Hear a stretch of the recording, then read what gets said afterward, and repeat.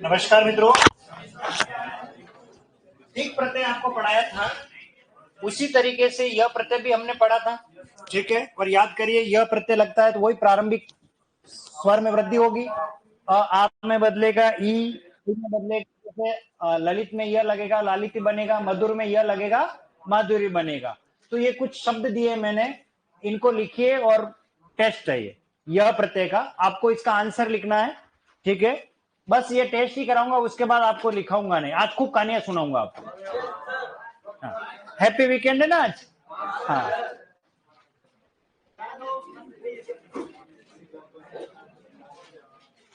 अरे आज तो शुक्रवार है ना, मैं तो आज शनिवार समझ रहा हूँ। अच्छा, महीना एंड हो गया। अरे कल शनिवार, ओके ओके, कल कहानियां फिर कल सुनाएंगे। आज ही सुननी है? ओके ओके ओके, कभी ना बोलो न। हाँ सही बात, आज लास्ट वर्किंग डे था। हाँ सही बात है, याद आ गया मुझे।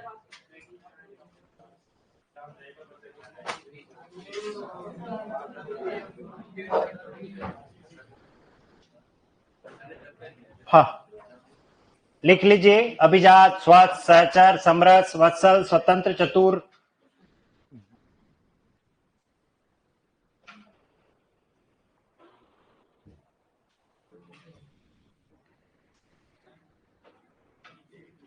नेक्स्ट चलें।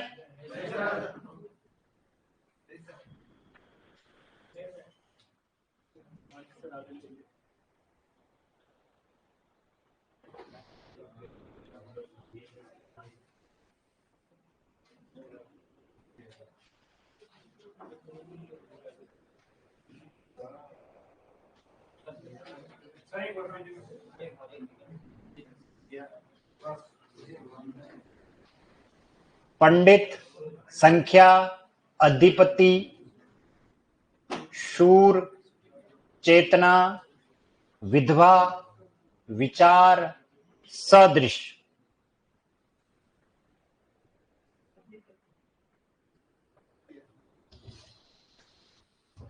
ये अभी एग्जाम आरपीएससी में आया हुआ है, अपने नोट से कहीं बाहर जाने वाला ही नहीं है क्वेश्चन।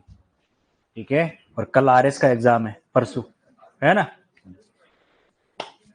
और आप लोगों के भी एग्जाम होगा। हाँ, रविवार को होता ही है। नेक्स्ट ले ले।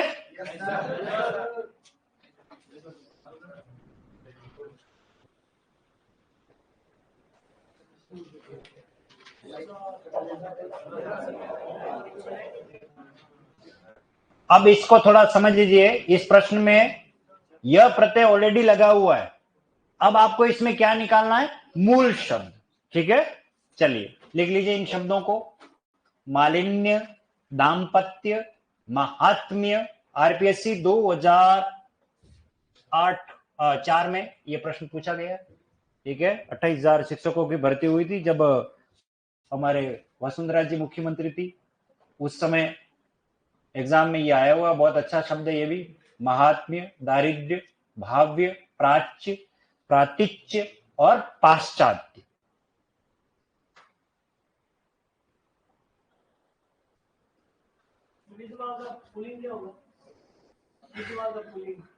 विदुर, विदुर।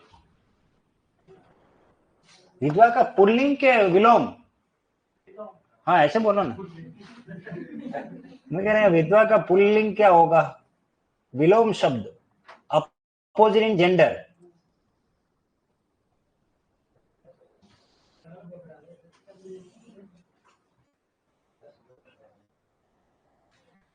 सर 2021 में आप उस प्रश्न को भी हल करके बता दे।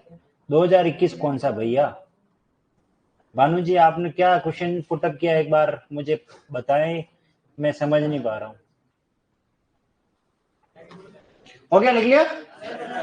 देख लेते हैं इससे आगे और कोई है तो नहीं। और है अभी तो, लिख लिया। हाँ, पौर्वात्य नेक्स्ट और है। पौर्वात्य, नैराश्य, औत्सुक्य, ऐक्य, सौभाग्य, सौजन्य, सौम्य, वार्धक्य।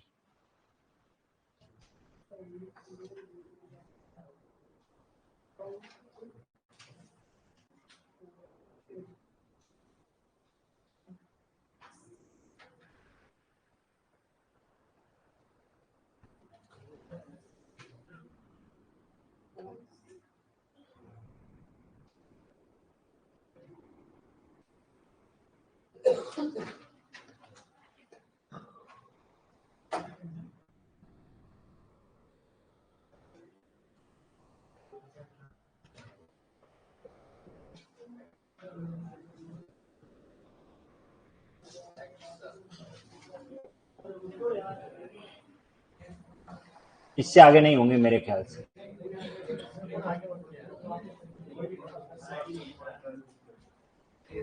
बस स्लाइड ही नहीं है, खत्म है, बस ये लास्ट है।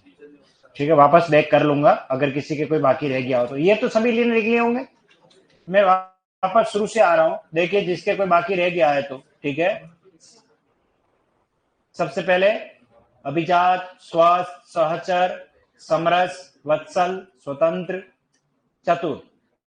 ठीक है, फिर उसके बाद पंडित, संख्या, अधिपति, शूर, चेतना, विधवा, विचार, सदृश। फिर मूल शब्द छांटना है। मालिन्य, दाम्पत्य, महात्म्य, दारिद्र्य, भाव्य, प्राच्य, प्रातिच्य, पाश्चात्य, पौर्वात्य, नैराश्य, औत्सुक्य, ऐक्य, सौभाग्य, सौजन्य, सौम्य और वार्धक्य।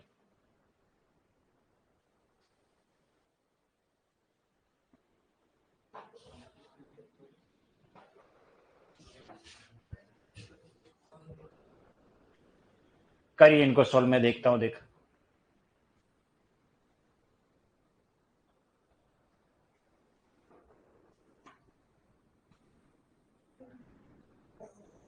हाँ 2021 सुपरवाइजर वाले में, हाँ क्वेश्चन थोड़े उटपटांग थे। हाँ सही है। ओके ओके, अब समझ में आ गया आप क्या पूछ रहे थे।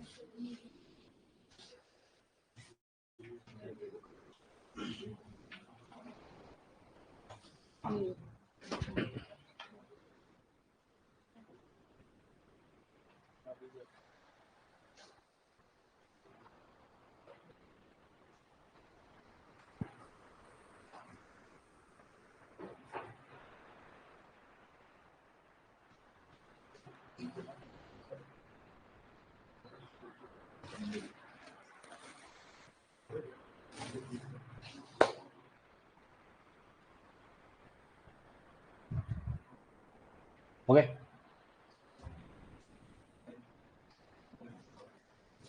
हाँ कोई बात नहीं, इतने इतने नहीं लिखा है थे मैंने,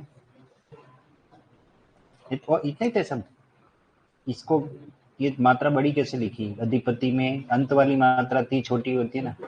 बाकी तो ठीक है। हाँ हाँ कोई बात नहीं, चलिए चलिए। चलनी में जागरी सादृश्य, शाबाश, ये तो सारा सही कर दिया आपने। हाँ ये सही है, सही है।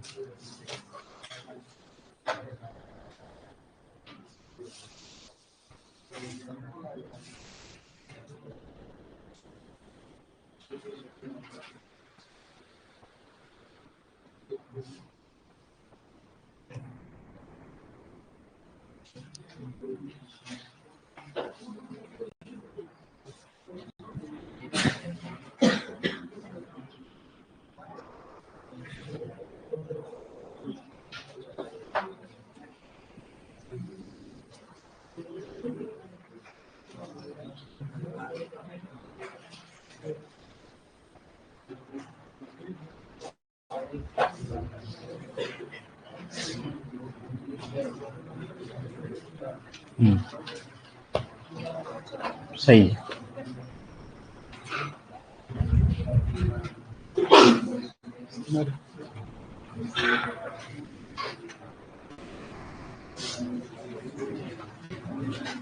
ये क्या लिखा है यार, ये समझाओ मुझे। सर ये सु होता है।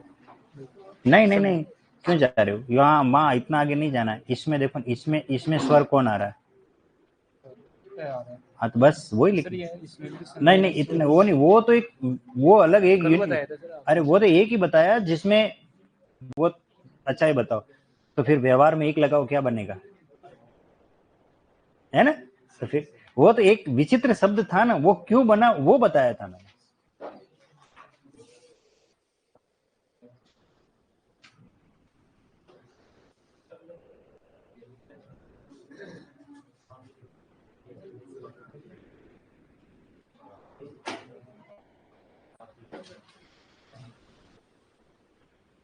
હવે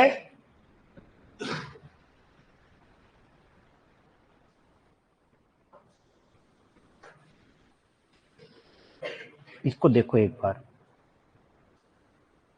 ये अंत में आ कहां से आ गया?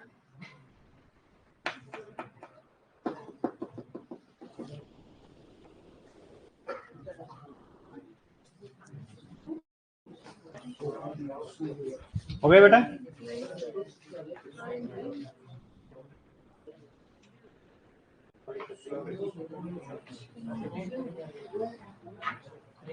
मैं सॉल्व करूं अब या और टाइम दो थोड़ा? चलिए मैं सॉल्व कर रहा हूं, देखते हैं। देख, हर शब्द के अर्थ पर भी ध्यान देना, क्योंकि यहां से और दूसरे प्रश्न भी बनने वाले हैं। ठीक है, सबसे पहला शब्द है अभिजात। ठीक है, देखिए इसके अंदर एक तो उपसर्ग है हमारा, अभी उपसर्ग है, ये ध्यान रखना। ये आपको उपसर्ग टेस्ट में भी मिलेगा अभिजात, और ये बनता है अभिजातीय। अभी और ये बन जाएगा जातीय। क्या बनेगा? अभिजात। अभिजात कहते हैं कुलीन वर्ग। अभिजात का मीनिंग है कुलीन, श्रेष्ठ कुल वाला, ऊंचे रईस जिसको कह सकते हो, धनिक वर्ग कह सकते हो, संभ्रांत परिवार वाले को भी कह सकते हो। अभिजात शब्द उसके लिए काम में लिया जाता है। अभिजातीय, अभिजात से क्या बन जाएगा? अभिजातीय। किस किसने लिखा है अभिजातीय? सही है, वेरी गुड, बहुत बढ़िया। स्वस्थ में यह प्रत्यय लगेगा तो ये बनेगा स्वास्थ्य। क्या बनेगा? स्वास्थ्य। ये किस किसने लिखा है? सही है। एक बात ध्यान रखना, स्वास्थ्य में स और थ ये दोनों आधे ही आएंगे। ठीक है, सहचर में यह लगेगा तो ये बनेगा साहचर्य। क्या बन जाएगा? साहचर्य। सबने ये लिखा है? शाबाश। समरस्य बनेगा सामरस्य। सामरस्य। क्या बनेगा? सामरस्य।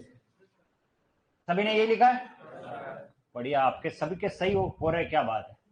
वत्सल में यह लगेगा वात्सल्य। क्या बनेगा? वात्सल्य।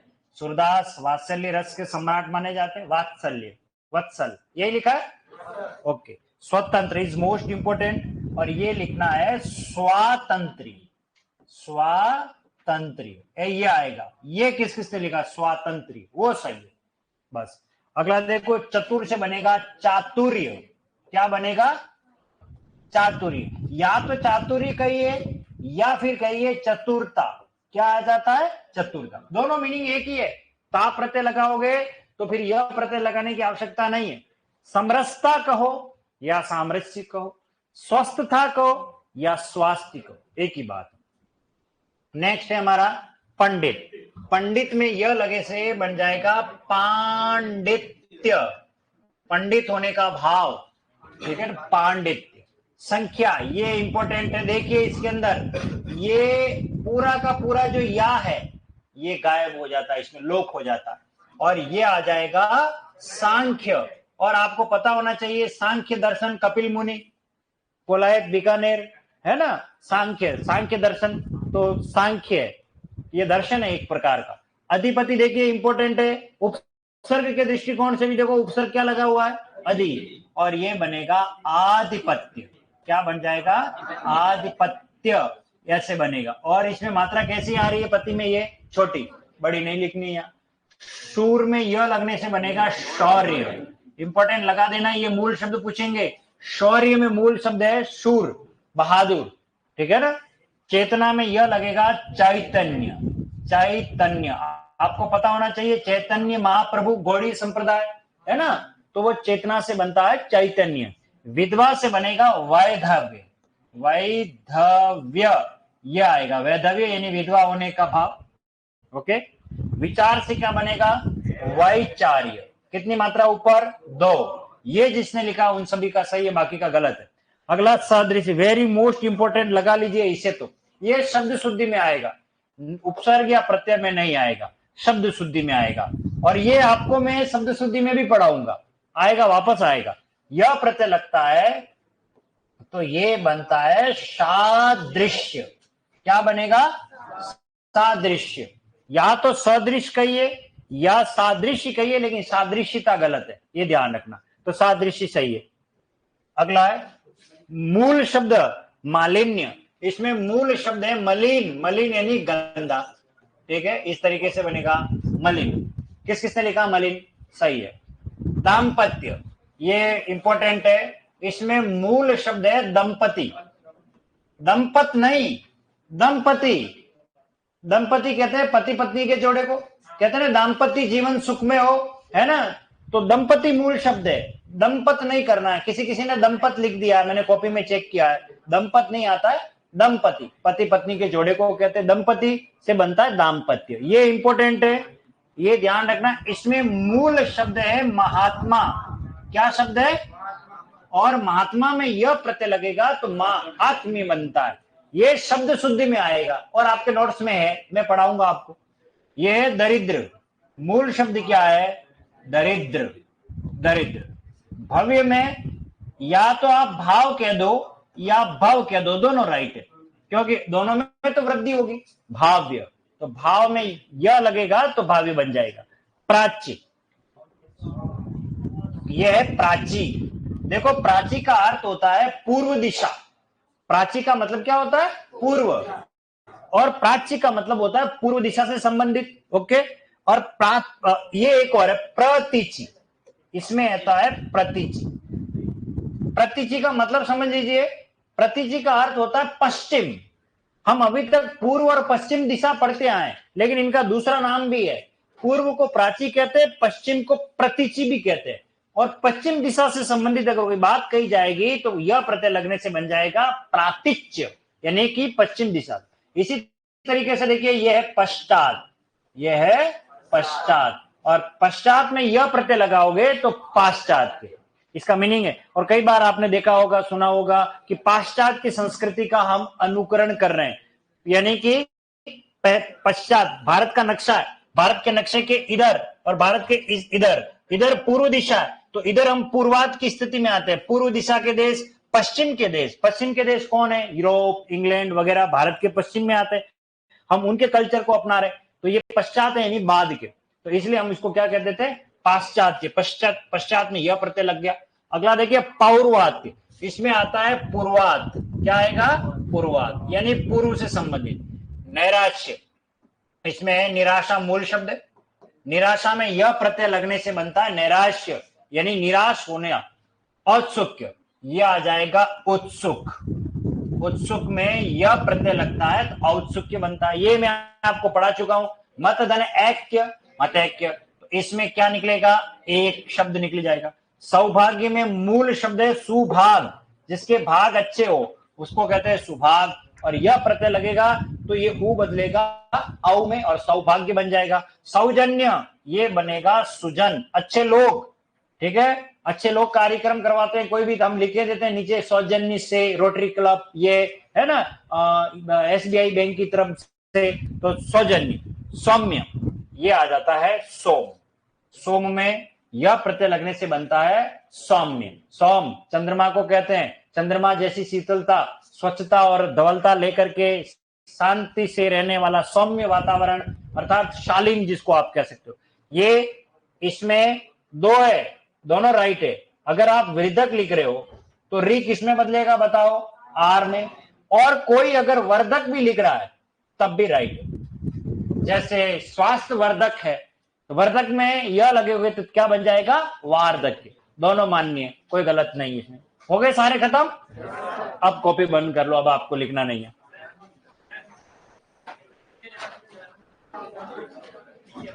और बाकी रह गया क्या, नहीं सारे पढ़ा दिए ना, फर्स्ट तो ये रहा, इससे आगे तो ये,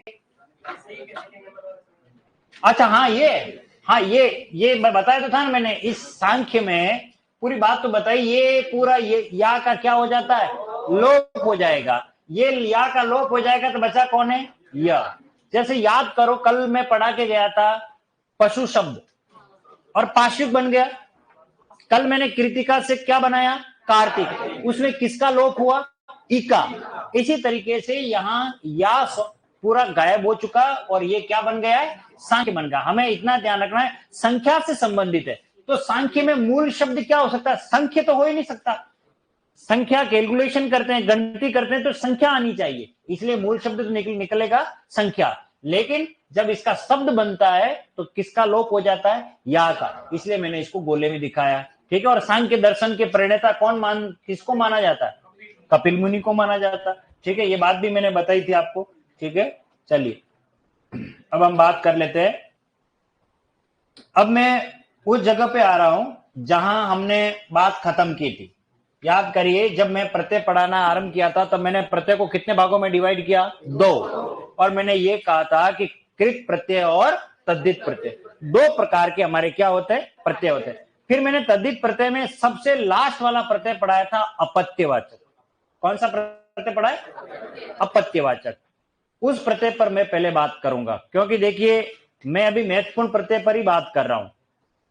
इक प्रत्यय और यह प्रत्यय बहुत महत्वपूर्ण है, इसलिए पहले मैंने इनको पढ़ाया। इनका स्थान कहां है और किस जगह है, वो जब प्रत्यय पढ़ेंगे उस समय आपको वैसे पता पड़ जाएगा कि ये प्रत्यय इस जगह पर थे, और मैंने आपको पूरे इतने डिटेल से पढ़ाए।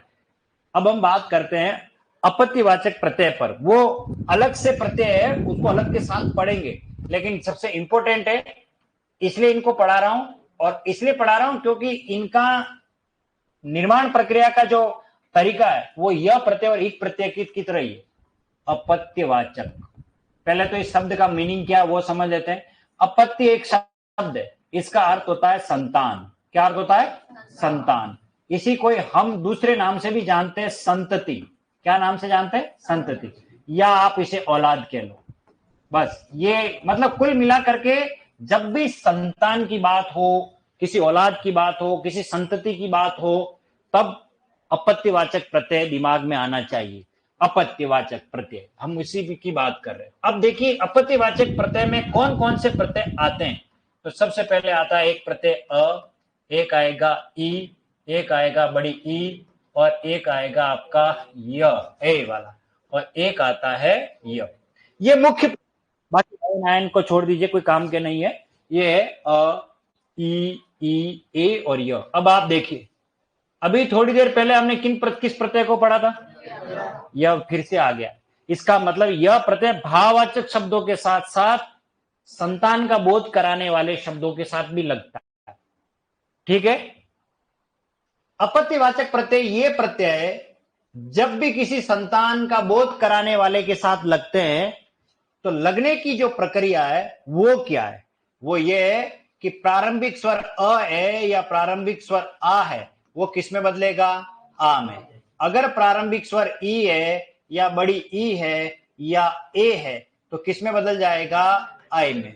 और प्रारंभिक स्वर अगर उ या बड़ा उ या फिर कोई है ओ तो किस में बदल जाएगा? औ में।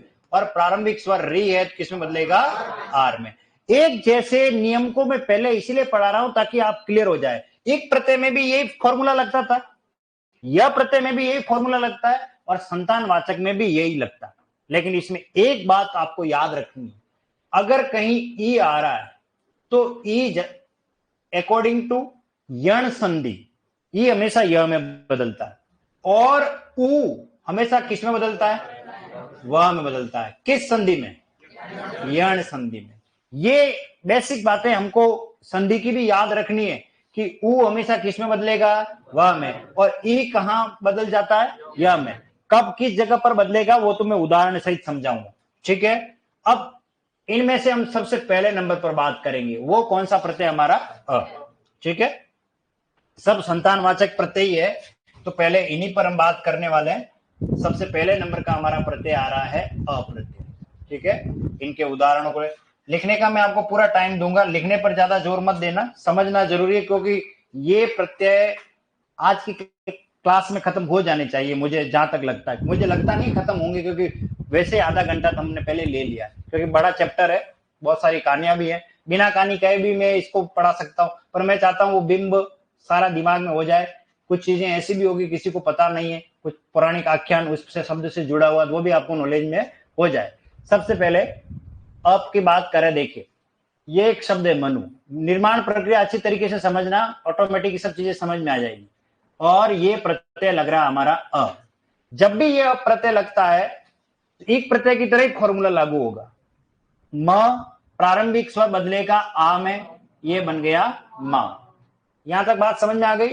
ये जो अंत वाला ऊ है ये बदलेगा व में। किस में बदलेगा? व में। और ये न पूरा का पूरा लिखा जाएगा और क्या बन गया? मानव। बस मनु की संतान क्या कहलाती है? मानव। अब आपको परीक्षा में पूछेंगे मानव में प्रत्यय बताओ, तो कोई अवन, कोई वन, या आरपीएससी में आया हुआ, मैं आपको सुपरवाइजर वाले क्लास में भी ले जाऊंगा। यहां से एक प्रश्न बना था आपके, और वो प्रश्न क्या था वो भी बताऊंगा, थोड़ी देर बाद आने वाला है। मनु में अ लगने से क्या बनता है? मानव। ठीक है, यानी मानव किनकी संतान है? मनु की संतान है। इसी तरीके से ये एक शब्द है दनु, और प्रत्यय लगेगा आपका अ, और द का क्या बनेगा? दा। ऊ किस में बदलेगा? वा में। और ये न पूरा, दनु की संतान दानव। दानव कहते हैं राक्षसों को, अर्थात राक्षसों के पप्पा कौन है? धनु। याद रखना, राक्षसों के पप्पा कौन है? धनु। धनु की संतान दानव कहलाएंगे। ठीक है, इसी तरीके से देखिए ये कौन है? रघु। प्रत्यय क्या लगा? अ। अब मुझे बताओ क्या बनेगा? राघव। रघुपति राघव, पतित पावन रघुकुल रीत, प्राण जाए। ये है रघु वंश, रघु की संतान। और कौन थे रघु की संतान? राघव। राघव किसे कहते हैं? भगवान राम को। बात समझ में आ गई होगी मेरे ख्याल से। इसी तरीके से आगे चलते हैं। ये एक शब्द है यदु। क्या शब्द है? यदु। प्रत्यय क्या लगा? अ। और य से क्या बनेगा? या। और क्या बनेगा? यादव। यदु वंश, यादव कुल, तो यदु की संतान क्या कहलाया? यादव। बात समझ में आ गई? ठीक है, चलिए आगे चलते हैं। यह है कुरुवंश, और प्रत्यय क्या लगेगा? अ। अब देखो प्रारंभिक स्वर बोलो कौन है? उ। तो ये बदलेगा औ में, और ये बनेगा कौ। और इसके अंदर उ है, वो बदलेगा किसमें? व में। और ये र पूरा। तो कुरु की संतान क्या बना? कौरव। याद रखना, ये आरपीएससी में आया हुआ है, मतलब आपके एग्रीकल्चर सुपरवाइजर में वो प्रश्न ये पूछा कि कौरव में मूल शब्द क्या है? कुरु। कुरुवंश, कुरुवंश। ठीक है, इसी प्रकार से एक और वंश है हमारा, सॉरी, पांडु। कौन सा है? पांडु। और प्रत्यय क्या लगा? अ। और क्या बनेगा? पांडव। पांडु की संतान क्या कहलाई? सभी जानते हो आप, पांडव 5 भाई जो थे वो है ना, उनको कहा जाता है। तो पांडु की संतान पांडव। ठीक है, ऊ किस में बदल रहा है? वा में बदल रहा है, ये ध्यान रखना हमें। ठीक है, इसी प्रकार से देखिए ये एक शब्द है विष्णु। क्या लिखा है? विष्णु। प्रत्यय क्या लगा? अ। ई किस में बदलेगा? आय में, और ये बनेगा वैष्णव। और उ बदलेगा व में। विष्णु की संतान वैष्णव, अर्थात जो विष्णु की पूजा करता है, विष्णु के उपासक, विष्णु के अनुयायी, भगवान विष्णु को मानने वाले सभी क्या कहलाते हैं? वैष्णव। ठीक है, उनको कहा जाता है। इसी प्रकार से देखिए ये है शिव। क्या लिखा है? ये शिव। प्रत्यय क्या लगा? अ। ई बदलेगा आय में, और क्या बनेगा? शैव। ऐसे आएगा, शैव। ये ध्यान रखना, शिव की आराधना करने वाले, शिव की पूजा अर्चना करने वाले क्या कहलाते हैं? शैव कहलाते हैं। एक वाक्यांश में पूछेंगे, ध्यान रखना, शिव के उपासक क्या कहलाते हैं? शैव कहलाते हैं, ये ध्यान रखना। ठीक है, इसी तरीके से देखिए ये एक शब्द है जिन। क्या लिखा है? ये जिन। प्रत्यय क्या लगा? अ। और ई बदलेगा आय में, और क्या बनेगा? जैन। जिन से क्या बन गया? जैन। इस तरीके से शब्द बना हुआ है। ये जैन शब्द का निर्माण जिन में अ लगने से क्या बना है? जैन शब्द बना हुआ। इसी तरीके से आगे देखिए, कुछ ये सभी सब संतान का बोध करा रहे, लेकिन कुछ शब्द ऐसे हैं जो ध्वनि साम्य होने की वजह से वो इसमें उदाहरण में आ जाते हैं, पर वो संतान का बोध नहीं कराते। और वो कौन से शब्द है वो भी देख लेते हैं। जैसे ये एक शब्द है गुरु, और प्रत्यय क्या लगा? अ। और ये बनेगा गौरव, यानी बड़ा होने का भाव। लेकिन ये अप्रत्यय लगने से बना हुआ है। गुरु में अ लगेगा तो क्या बनेगा? गौरव। इसी प्रकार से देखिए ये एक शब्द है लघु। ये भी संतान का बोध नहीं करा रहा है, पर आएगा लघु में, तो ये बनेगा लाघव। क्या बनेगा? लाघव। लघु से क्या बन गया? लाघव। क्लियर? इसी प्रकार और दूसरे उदाहरण ले लेते हैं। यह है प्रथा। ये मोस्ट इंपोर्टेंट शब्द याद रखना, आगे मैं पढ़ाऊंगा। प्रथा और प्रथा दो शब्द होते हैं। एक शब्द होता है प्रथा, और एक शब्द होता है प्रथा। ठीक है, दोनों में अंतर है। प्रथा रिवाज को कहते हैं, रीति रिवाज। हमारे यहाँ घूंघट निकालने की प्रथा है, रीति रिवाज। और प्रथा कहते हैं कुंती को। किसको कहते हैं? कुंती को कहते हैं। और अब यहाँ प्रत्यय लग रहा है आपका कौन सा? अ। री किस में बदलेगा? आर में। अंत वाला तो स्वर गायब हो ही जाता है और ये बन जाता है पार्थ। अर्थात प्रथा की संतान पार्थ। पार्थ कौन है? अर्जुन। अर्जुन को कहा जाता है, याद रखना, पार्थ अर्जुन को कहा जाता है, ध्यान रखना।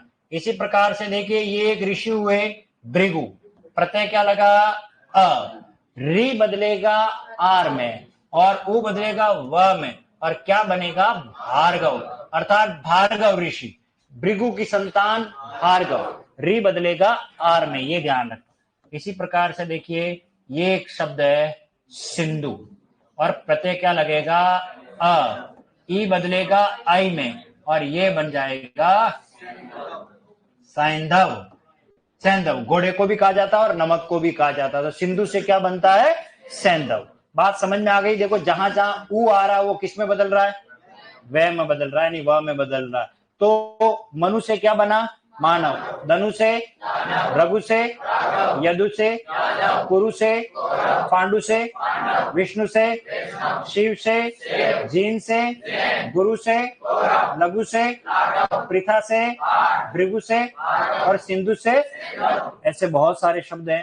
ठीक है, इससे ये कौन सा प्रत्यय चल रहा है हमारा? अ। इसी तरीके से अब अगला प्रत्यय हमारा जो आता है वो आता है ई। कौन सा है? ई। ई प्रत्यय। ठीक है, चलिए इसको भी थोड़ा समझ लेते हैं। जैसे देखिए, ये एक शब्द है दशरथ। क्या शब्द है? दशरथ। प्रत्यय क्या लगेगा? ई। तो द किस में बदलेगा? दा में और ये बन जाएगा दासरथी। क्या बनेगा? दासरथी। देखिए, ये अगर प्रत्यय नहीं पढ़े, डायरेक्ट शब्द परीक्षा में दे दिया जाए कि दासरथी का अर्थ बताओ, 10 रथों वाला, दशरथ का सारथी, न जाने क्या क्या विकल्प आपको मिलेंगे, पर एक भी विकल्प सही नहीं होगा। दशरथ भगवान राम के पिता का नाम है और उनकी संतान कौन है? राम। उनको कहा जाता है, लेंस लेके ढूंढोगे ये नहीं मिलेगा आपको। दासरथी का मीनिंग पर्यायवाची कोश ढूंढते रह जाओगे, लेकिन दासरथी भगवान राम को कहा गया है। किसको कहा गया है?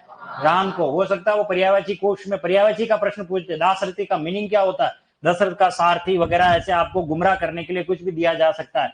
दशरथ में ई लगने से क्या बना? दासरथी। ये ध्यान रखना। ठीक है, चलिए आगे देखते हैं। एक शब्द है, ये है शरत और प्रत्यय क्या लगेगा? ई और क्या बनेगा? सारथी। देखिए, ये जो रथ के साथ है उसको कहा जाता है, शरत से सारथी शब्द बना हुआ। लेकिन बहुत सी जगह पर आपको सारथी में ई की मात्रा बड़ी मिलेगी। बहुत जगह पर मैंने इसको है ना बड़ी मात्रा में देखा है सारथी को, पर ध्यान रखना सारथी में मात्रा कैसी आती है? छोटी आती है। इसकी एक बहुत बढ़िया मतलब मेरे से जुड़ी हुई एक कहानी भी है, मतलब को इंसिडेंट कह सकते हो ये आप। ठीक है ना, हमारे उदयपुर में कोचिंग चलता था बहुत पहले, जहां मैं पुलिस सब इंस्पेक्टर के बैच को पढ़ाता था। पुलिस सब इंस्पेक्टर के बैच को पढ़ाता था। ये बात लगभग होगी मेरे ख्याल से 2016 या 17 के आसपास की। और उस कोचिंग का नाम था अर्जुन क्लासेस के नाम से। जयराम जी पिंडेल जी का वो कोचिंग चलता था और वहीं उसके दूसरे फ्लोर पर एक और कोचिंग खुला था जिसका नाम था सारथी। तो जैसे सीढ़ियां चढ़ते हैं तो सारथी वो पेंटर लिख रहा था, मेरा तो स्वभाव है कोई गलत लिख रहा होता तो मैं बोल देता हूँ, टोक देता हूँ।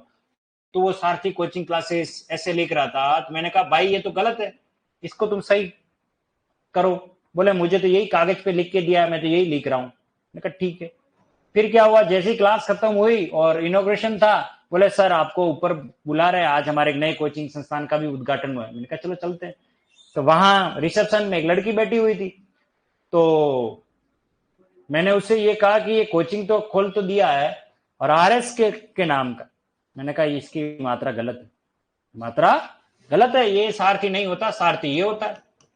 तो इत्तेफाक से वो लड़की जो बैठी थी उसके पापा हिंदी के लेक्चरर थे, हिंदी के लेक्चरर थे। तो बोला कि नहीं ये तो सही नहीं है आप जो बता रहे हो, मेरे पापा हिंदी के व्याख्याता। मैंने कहा बेशक आपके पापा हिंदी के व्याख्याता होंगे, परंतु यहाँ वो गलत हैं और यही बात है। किसी ने पहली बार मुझे चैलेंज कर दिया कि नहीं सर आप गलत हो। मैंने कहा मैंने आज दिन तक कभी कोई बात बिना प्रमाण के कही नहीं। मेरे मुझे तो खाना भी नहीं भाया, तुरंत उसी समय घर गया। घर जाकर के सारी प्रामाणिक किताबें जितनी थी सबकी फोटो ले करके बकायदा पेज नंबर वाइज सब ले करके फिर मैं वापस अगले दिन, क्योंकि वो अगली क्लास तो हो गई थी, जैसे मैं गया फिर मैंने कहा देखिए ये सारे देखिए प्रमाण है, मुझे एक प्रमाण बता दो जहां मात्रा बड़ी आती होती। यानी मेरे पापा ने कहा था, ठीक है। उसने ये बात कही, मैंने कहा ठीक है। फिर उसने ये बात कही कि मेरे पिताजी ने आपको पढ़ाया। तब तो फिर मुझे और इस चीज को मतलब एक्सप्लेन करना में मजा आने लग गया। बड़े चलो मैं जिनसे मतलब इस बात के लिए मतलब वाक युद्ध चल रहा है वो मुझसे पढ़ा चुके हैं, तो मेरे लिए तो अच्छी बात है कि मैं इस पर मैं अपने गुरुजी को मैं ये बात बता रहा हूँ। तो फिर बोल रहे कि जैसे वो सारे प्रमाण मोबाइल में उसने देखे, एक एक चीज ली और अपने घर जाके पिताजी को बताई। पिताजी को कहा नहीं राकेश सही है। पिताजी ने क्या बात कही कि राकेश सही है, क्योंकि हो सकता है किसी से कोई गलती हो सकती है।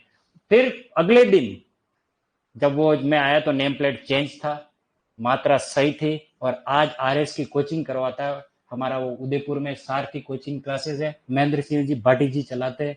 उसकी बड़ी कहानी है, ठीक है ना। कभी जाएं, कभी कोई अगर व्यक्तिगत रूप से अगर कोई उनको जानता हो तो जरूर आप कहना कि राकेश सर ने जब ये सारथी कोचिंग बना था ना तब उसकी मात्रा देखिए, आज मैंने उसकी मात्रा सुधरवाई तो उसका देखिए कितना प्रभाव ये रहा, क्योंकि वो एक एजुकेशन संस्थान है। कोई दुकान होती तो बात अलग है, अगर किसी कोचिंग का नाम ही गलत है तो फिर आप दूसरों को क्या पढ़ा रहे होंगे।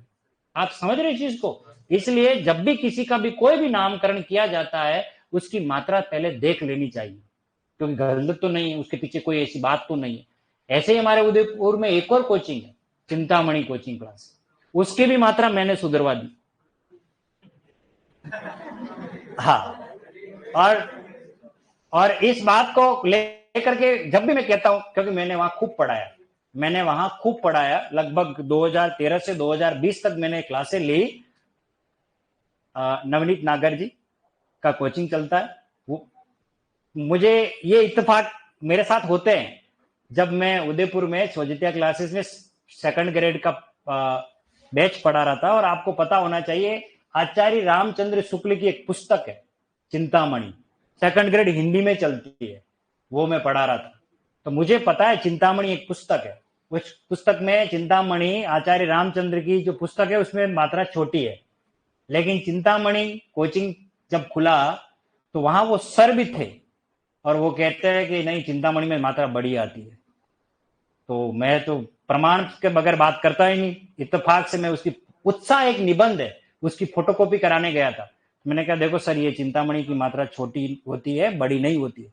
उन्होंने ये कहा कि जिसने ये बताया है मुझे, उन्होंने किताब छापी थी चिंतामणि शिक्षा मनोविज्ञान, किताब दिखाई मुझे को देखो सर ये किताब छापी है। मैंने कहा किताब तो सर आपने बहुत बढ़िया छापी है, लेकिन ये पहले ही पेज में आपने गलती की है, चिंतामणि गलत लिख दिया। इतने लार्ज स्केल पे किताब छप गई, अब तो गलती तो हो गई, उसको वापस संशोधित कर देना। ठीक नहीं की ये मुझे नहीं पता। फिर बाद में लेकिन जब चिंतामणि कोचिंग खुला तो मात्रा कैसी थी, छोटी थी। और उस कोचिंग में हिंदी मैंने ही पढ़ाई, ठीक है ना। हाँ नहीं तो नहीं, लेवल की बात नहीं है। बात जो देखो जो गलत है वो गलत है, उसे स्वीकार करना चाहिए। तो शरत में ई लगने से क्या बना, सार, ठीक है। इसी प्रकार से देखिए ये एक शब्द है मरुत, क्या शब्द है मरुत, प्रत्यय क्या लगा ए। मरुत का अर्थ है हवा, पवन, वायु, समीर, और ये बनेगा मारुति। मारुति 800 नहीं है ये, हाँ। पवन पुत्र हनुमान, मारुति नंदन मारुति को, ठीक है ना। मारुति भगवान हनुमान को कहा जाता है, इसलिए मारुति सुजुकी ये नाम दिया है, हनुमान की तरह तेज दौड़ने वाली कार। उन्होंने ये थीम कहां से ली, यहां से। मारुति, मारुति का मतलब ये नहीं माँ रोती थी कभी, हाँ मरुत हवा को कहते हैं, यानी पवन के पुत्र कौन है, हनुमान जी। अगला वेरी मोस्ट इंपोर्टेंट, ये शब्द शब्द शुद्धि में आएगा वाल्मीकि, और प्रत्यय लगेगा ई, और क्या बनेगा वाल्मीकि, ये शब्द आएगा वाल्मीकि, ठीक है। चलिए इस पर थोड़ी कहानी सुना देता हूं मैं आपको वाल्मीकि के बारे में, ठीक है ना। ये पहली कहानियां तो खूब है आज, ठीक है, टाइम आप सुन लो, सुन लेना। देखिए ये जो वाल्मीकि है, ये वास्तव में वाल्मीकि नहीं था, ये पहले एक डाकू था और इसका नाम था रत्नाकर। क्या नाम था? रत्नाकर। डाकू रत्नाकर के नाम से बहुत फेमस था, ठीक है। जिस प्रकार एक टीचर का काम है पढ़ाना, एक डॉक्टर का काम है इलाज करना, वैसे एक चोर का काम है चोरी करना, एक डाकू का काम है, पेशा है डाका डालना। तो ये लूटने का काम करते थे, कोई भी आ रहा है उसको, राहगीर को लूटते थे और जो भी धन संपदा मिलती वो अपने घर ले जाते, परिवार का भरण पोषण चलता था। ऐसे ही कुछ साधु संत वहां से जा रहे थे और देखा कि साधुओं के पास तो बड़ी बड़ी पोटलियां हैं। तो उन्होंने देखा ये कोई न कोई छद्म वेश में है, कोई न कोई तो सेठ है जो साधु का वेश धारण करके जा रहे हैं, जरूर इन पोटलियों में रत्न आभूषण है, लूट लो इनको। तो बंदी बना लिया सबको, लूटने लगे। तो उसमें कुछ नहीं थी, कॉपी किताब जैसे कोई काम की वस्तुएं जो इन साधु संत के लिए क्या होता है, अध्यात्म में होते हैं, तो पुस्तकें थी। तो उन्होंने कहा नहीं, तुमने मेरे साथ चिटिंग की है, ये सब धन को तुमने किताबों में बदल दिया, तुमको किसी को छोड़ूंगा नहीं, जाने नहीं दूंगा, किसी को जाने नहीं दूंगा, पहले बताओ। तो उसमें एक कोई विद्वान था, वो कौन विद्वान था वो आगे बताऊंगा मैं। उसने कहा हम आपको धन दे देंगे, पर एक बात बताओ, एक सवाल है उसका उत्तर चाहिए। तो बोला कि मैं आरपीएससी में थोड़ी बैठा हूं जो आपके सवाल का जवाब दूंगा। किसने कहा? ये वाल्मीकि ने। बोलेगा कि देखो आप अगर बता दोगे तो ये पूरा धन आपको देके चले जाएंगे। तो लालच जगाया, बोलेगा हाँ मैं बताऊंगा। बताओ ये जो आप लूटने का काम करते हो, चोरी अन्याय करते हो, इसका पाप का भागीदार कौन है? क्या तुम्हारे परिवार वाले पाप के भागीदार हैं क्या? बोले क्यों नहीं होंगे, मैं उनको कमा के दे रहा हूं, मैं भरण पोषण कर रहा हूं, तो मैं अनीति का काम कर रहा हूं तो उसके जिम्मेदार वो भी है, क्योंकि मेरा कमाया हुआ धन तो वो भी खा रहे हैं। बोले एक बार घर जाके पूछ के आ जाओ, अगर वो जिम्मेदार है तो ये पूरा धन आपको दे देंगे। बोले कि इतना विश्वास नहीं है तो हमें बंदी बना दो। बंदी बना करके घर पूछने गए, जाते अपनी घर पे पूछा अपनी पत्नी को, है ना, बताओ ये मैं लूट करके ये रेशमी साड़ी, मंगलसूत्र, सोने के कड़े वगैरह ला के देता हूँ, पाप और अन्याय करता हूँ, तो बताओ इसके जिम्मेदार तुम हो क्या? वेंडो। हम कोई पाप के भागीदार नहीं है, कोई जिम्मेदार नहीं है। तुम पति हो और पति का काम है कमा करके लाना। तुम चोरी करो, अन्याय करो, उसके सारे पाप के भागीदार तुम ही हो, हम उसमें इन्वॉल्व नहीं है। तो पैरों तले जमीन खिसक गई। बोले यार मैं काम करूं, लूटने का काम करूं, ये मजे करें, ऐश करें, छोड़ो, मरने दो इनको। उसी समय उसमें वैराग्य उत्पन्न हो गया। क्या उत्पन्न हो गया? विरक्ति कभी किसी का इंतजार नहीं करती, जब आना होता है अच्छे अच्छे लोग साधु बन जाते हैं। वैराग्य उत्पन्न हो गया और वहां, हाँ वो आईआईटी वाला बाबा प्रसन्न हो गया है ना, हाँ तो वैसे ही फिर ये तपस्या करने लग गए। इनके कान में मंत्र फूंक दिया गया कि आने वाले समय में जब भगवान राम का अवतार होगा वो पूरी तुम्हारे को कहानी लिखनी है, ठीक है ना। तो जब तक राम तुम्हारे कान में आकर नहीं कहे तब तक यहां से उठना मत। वो बैठ गए तपस्या में, इतने लीन हो गए, इतने मग्न हो गए कि एक टर्मिट होता दीमक, उदय, जानते हो ना, वो मिट्टी का ढेर लगा लगा करके उनके ऊपर पूरी मिट्टी से उनको ढक दिया। जो डाकू रत्नाकर था वो मिट्टी के ढेर में बिल्कुल छुप गया, कहीं नजर नहीं आया। काफी समय बाद जब वो व्यक्ति वापस आए, देखा यार मैंने किसी को कान में मंत्र फूका था तपस्या करने के लिए, वो कहाँ है? देखा तो वो तो मिट्टी के ढेर में अंदर बांबियों में बंद था और कान में मंत्र फूके बोला उनको नाम राम से पुकारा तो उनकी निद्रा जगती।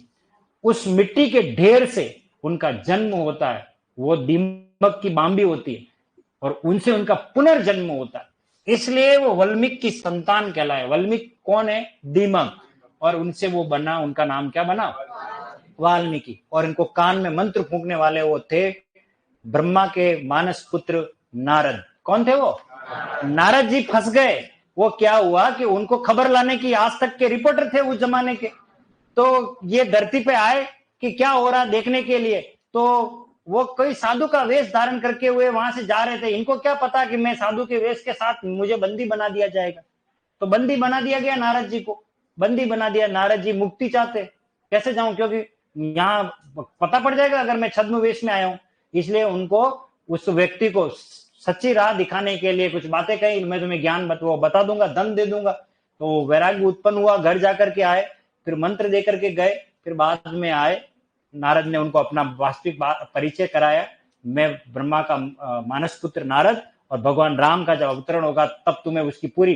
तो कुछ कहानी तो भगवान राम की किसको बता दी गई, पहले वाली कहानी थोड़ी वाल्मीकि जी को, उसके बाद की कहानी उन्होंने लिखी है। इसलिए रामायण जो ग्रंथ लिखा गया वो किनके द्वारा लिखा गया, वाल्मीकि जी के द्वारा लिखा गया। तो वाल्मीकि संतान क्या बन जाता है, वाल्मीकि। तो दशरथ से क्या बना, दाशरथी। शरद से क्या बना, मरुत से क्या बना, और वाल्मीकि से क्या बना, वाल्मीकि। अगला हमारा जो प्रत्यय है वो है ई प्रत्यय, बड़ी ई वाला। ये छोटी ई थी, ये गलती हो जाती है, बड़ी ई ये, ठीक है। चलिए अब इसकी बात करते हैं। जैसे देखिए, ये एक शब्द है पर्वत, प्रत्यय क्या लगा, ई, और क्या बन जाएगा, पार्वती। पर्वत की पुत्री कौन, पार्वती। समय हो गया क्या, हाँ, तो फिर यहीं इसको स्टॉप कर देते हैं, है ना। कल इस कहानी करेंगे इस, ओके, कल और कहानी ले लेंगे, बस आज इतना ही लेंगे।